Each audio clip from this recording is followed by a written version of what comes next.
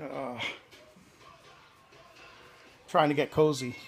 I just took a break from the game, and I'm just thinking, how many times have you gone to take a break and you forget to do something like flush? Well, I've done that a few times. So sometimes that flusher doesn't work. It just keeps leaking. It keeps running and running. So I came up with the perfect solution. I made my own remote control. Here we go. See if it works.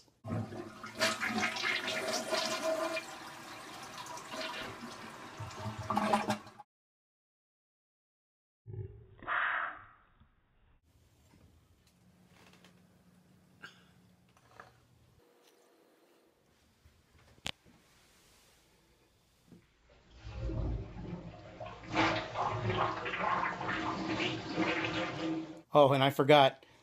Please subscribe and hit the like button. But more importantly, don't forget to flush.